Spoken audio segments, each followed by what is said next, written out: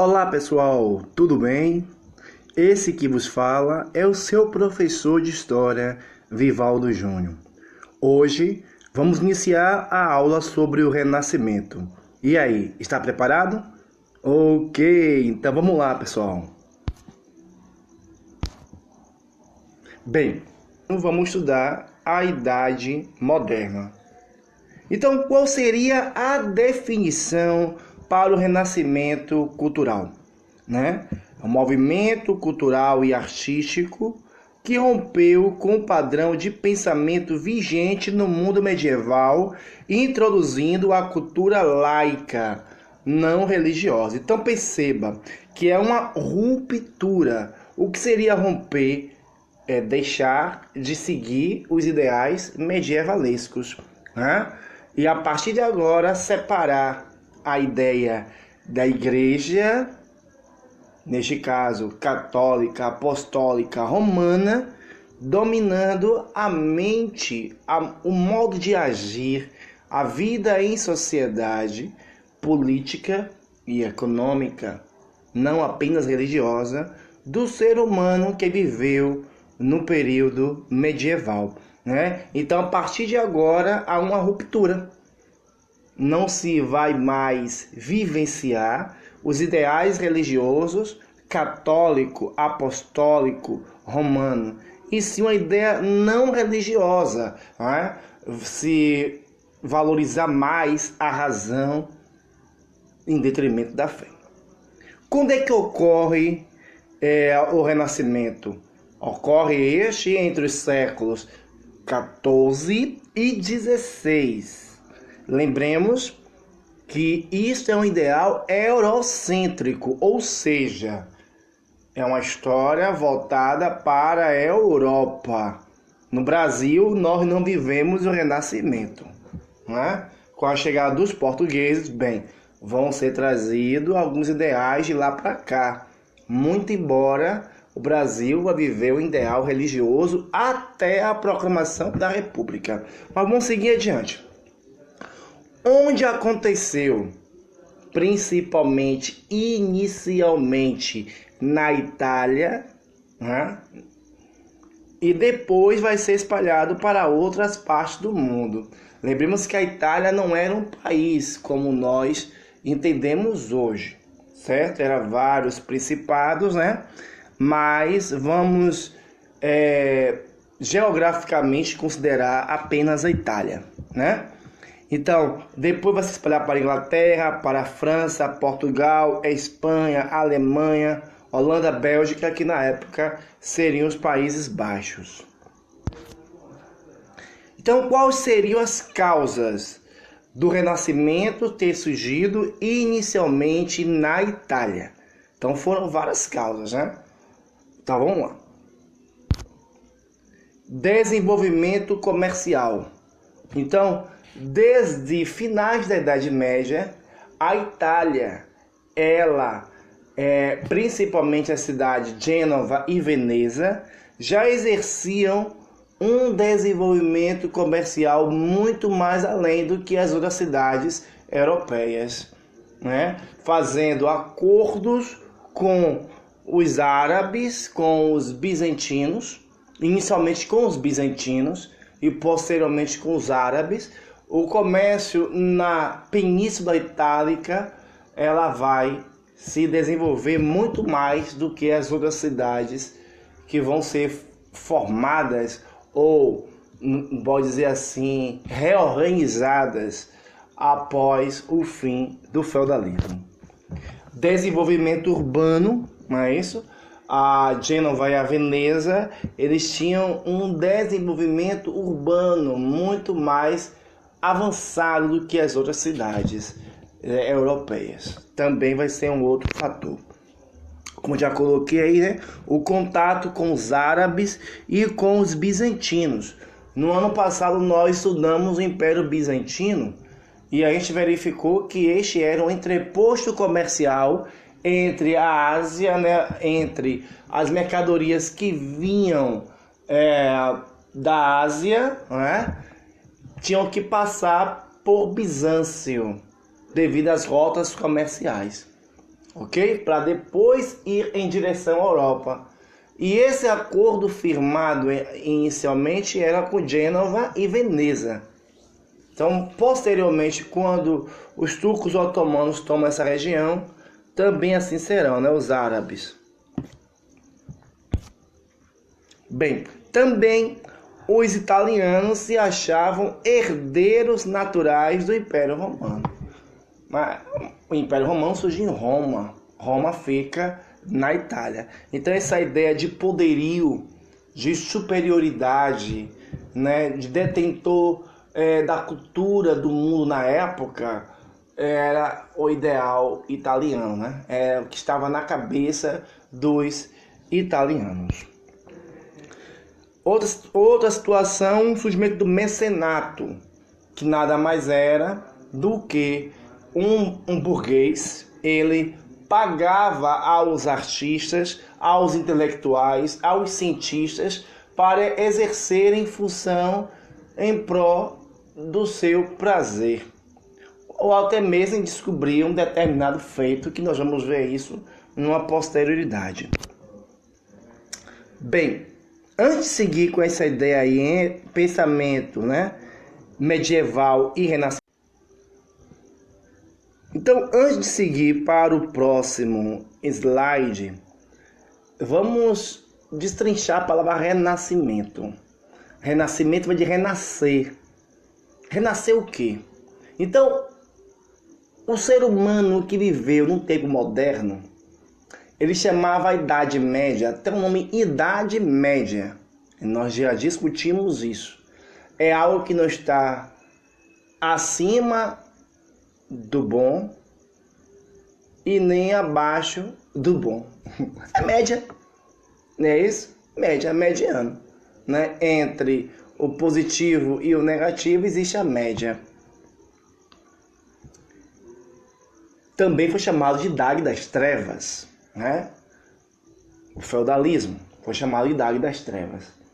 Então esses seres humanos que viveram, os cientistas, os intelectuais que viveram a época moderna, eles chamavam esse período do século II, III até o século XIV de Idade Média, porque na cabeça deles foi um período que pouco ou quase nada se produziu de intelectualidade, de ciência, de conhecimento. Então, o Renascimento seria o retorno aos ideais greco-romanos, a ideia do desenvolvimento da ciência, a separação da ideia de religião e ciência e conhecimento. Toda a produção cultural e científica tinha como base de elaboração e divulgação a própria Igreja Católica. Era ela que divulgava, era ela que elaborava, ela era que estudava, era ela que selecionava aquilo que poderia ser passado para a sociedade. A partir do fim da Baixa Idade Média, que foi uma fase de grandes transformações sociais, o controle cultural da Igreja Católica passou a ser contestado, mais precisamente a partir do século XII. As explicações que a Igreja fornecia para os fenômenos do mundo, em geral, não satisfaziam a sociedade em claro processo de evolução, entre aspas. Aos poucos, as pessoas começavam a entender que existiam outras explicações para as perturbações da sociedade. Isso está no livro de vocês, na página 75, correto? Então, a igreja, ela se colocava como senhora e dona de tudo e de todos. Essa foi a igreja medieval. Então, quais seriam as diferenças entre o pensamento medieval e o pensamento renascentista? Então vamos seguir aí. Primeiro, vamos falar do pensamento medieval. O ser humano medieval, ele, vamos dizer assim, praticamente eram forçados, né? Muito embora pela cultura eles entendiam de que Deus era o centro do universo. Teocentrismo. Não havia liberdade para seguir outra teoria. Lembremos que durante a Idade Média foi implantado o Tribunal do Santo Ofício, da Santa Inquisição, que a Igreja Católica ela prendia as pessoas que eram contrárias ao seu pensamento, e essas pessoas eram julgadas em um tribunal e depois eram mortas, né? Torturadas e mortas. Isso nós vimos no ano passado, correto? Então não havia outro viés, não havia outro caminho a não ser aceitar o que a Igreja Católica impusera à sociedade medieval. Então, teocentrismo. Deus era o centro de tudo. Tudo era explicado pela religião. Correto? Seguimos. A verdade. Aonde estaria a total verdade? Na Bíblia. Então a Bíblia ela seria a verdade para todos os problemas da sociedade. Não estou aqui dizendo que é um pensamento do professor Vivaldo. Estou expondo aquilo que aconteceu na Idade Média. Correto? Foi o que aconteceu na Idade Média. Então a verdade na cabeça do pensamento, né?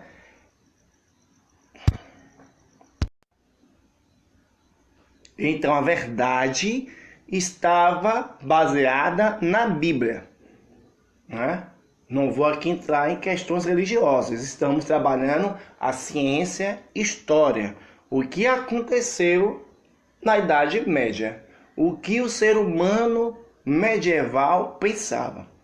Hoje, obviamente, há outros pensamentos, mas vamos seguir adiante. A vida material sem importância, né? É dentro de um versículo bíblico em que Jesus Cristo coloca de que nós não deveríamos acumular riqueza aqui na terra, em que a praga, as traças vêm e consomem, e sim lá no céu. Então, a Igreja Católica utilizou muito bem desse versículo na época medieval e colocou assim para a sociedade, né? De que a riqueza, né, não é um bem necessário e que devíamos ajuntar a riqueza maior que seria no céu, no paraíso. Conformismo, um outro pensamento medieval. O ser humano medieval, ele se conformava com a situação em que ele vivia. Já dizia, né, um certo ditado da época medieval: uns rezam, uns trabalham e outros guerreiam. Ok? Então esse era o pensamento medieval. A natureza, fonte de pecado. Se temiam também a natureza, né? Tem até um filme chamado Senhor dos Anéis. Ele remonta essa ideia. Tem vários filmes medievais, né? Que as florestas eram encantadas, cheias de bruxas, demônios e tal, né? Então a natureza é uma fonte de pecado, também o corpo do ser humano, né? O ascetismo, o que seria isso? É você deixar de viver uma vida humana para viver uma vida dedicada a Deus. Isso seria o ascetismo. Então são os pensamentos medievais. O dogmatismo. O que é dogma? É aquele pensamento, lei, que a igreja de modo algum deve aceitar que seu fiel deixe de acreditar, deixe de seguir. Isso é um dogma. Existem dogmas da religião A, B, C, D. São pontos cruciais que, vamos dizer assim, designam, caracterizam aquela concepção religiosa. E a Igreja Católica tem a sua. Então, qual seria o pensamento renascentista? O antropocentrismo. Antropocentrismo. Antropos é o homem. Então agora não seria mais Deus, seria o homem. O homem seria o centro. Bem, já a verdade no pensamento renascentista seria o empirismo. E volta, o que seria o empirismo? Seria a experiência. Experimentar, comprovar através de uma aplicação. Aplicando aquele ideal, chegaremos na possível verdade. Ok? Esse é o pensamento renascentista. A vida terrena e material também tem importância. Não só a vida espiritual, o paraíso, o céu, mas a vida terrena também tem importância. Então as pessoas poderiam acumular riquezas aqui na terra, sim. Ter uma vida próspera, ter uma vida confortável, sim. Esse é o ideal renascentista. A natureza, ela é bela onde o homem se insere. Então, deveria se apreciar a natureza, investigar a natureza, entender como a natureza funciona e inserir o homem nesse contexto. Então, aí está uma fotografia que bem se enquadra nessa situação. O hedonismo. O que seria hedonismo? O divino, ele passa a ser secundário. Não é mais o primordial, o primeiro, né? A questão da vida religiosa. Diante do culto do prazer, da vontade humana. Isto está na página 80 do livro de vocês. Hedonismo, ok? Então o foco cultural mudava de lado com essa característica renascentista. Agora vamos falar do prazer humano, da vontade humana, não mais apenas de Deus. Então a fé, ela é diferente da razão. Veja aí que a placa está um para um lado, outro para o outro. A razão para o lado direito e a fé para o lado esquerdo. Então há uma dicotomia, né? Ou seja, há uma briga, pode dizer assim, constante entre a fé e a razão. Eu costumava dizer que a fé e a razão é como se fosse o óleo e a água. Se você pegar óleo e misturar com a água em um copo, dentro de um copo, você vai ver que não vão se misturar completamente. Passado um tempo, essa água e o óleo vão estar separados, vão se tocar, mas não vão se misturar, feito o açúcar e a água, por exemplo. Ok? Não. Então vejam aí esse paralelo que eu fiz aí, para que vocês entendam, né, como era o pensamento medieval e como era o pensamento renascentista. Então, no pensamento medieval, o teocentrismo, e no renascentista surge o antropocentrismo. A verdade no pensamento medieval era a Bíblia, e no pensamento renascentista era o empirismo, a experimentação, a observação. No pensamento medieval, a vida material não tinha importância, e já no Renascimento, a vida material terrena é importante, sim. No pensamento medieval, há um conformismo, e no pensamento renascentista, a ideia de progresso. Remonta a ideia da nossa bandeira, a gente vai estudar isso lá no 8º ano.